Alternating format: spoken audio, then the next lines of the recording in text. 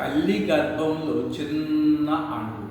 అప్పుడు చర్మము లేదు, ఇంద్రియం లేదు, కాళ్ళు చేతులు లేవు, అంటే మనసు కూడా తయారు కాదు. అప్పుడు మనసు ఏ ఒక్క వస్తువునైనా ఏ వ్యక్తినైనా చూడాలనుకుందా, అక్కడ ప్రాణం కూడా తయారవ్వలేదు. శిశువు బయటకు వచ్చింది.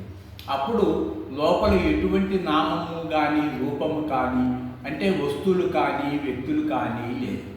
బయటికి వచ్చిన తర్వాత ఏ వస్తువులైనా ఏ వ్యక్తులైనా బయటే ఉంటారు. వాటి తాలూకు నామరూపములు లోపల ఉంటాయి. ఈ వస్తువులతోటి వ్యక్తులతోటి మనస్సు పెనవేసుకొని బాధపడుతూ ఉంటుంది. గాఢ నిద్రలో వదిలేస్తుంది, ఆనందంగా ఉంటుంది. అలా మరణించేటప్పుడు, ప్రాణం పోయేటప్పుడు ప్రాణం గిలగిలా గిలగిలా తన్నుకుంటూ పోతుంది.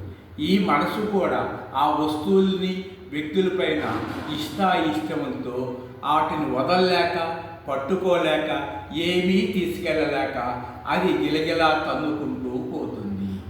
అట్లాగే ఎప్పుడైతే గాఢ నిద్రలో ఏ ఒక్కటి చూడటానికి కానీ వినటానికి కానీ ఏదైతే ఒక్క తలంపు లేదు, కూడా మెలకువలో కూడా తలంపు లేకపోతే ఈ మనస్సు హాయిగా శాంతిగా దేహాన్ని విడిచిపెట్టిపోతుంది.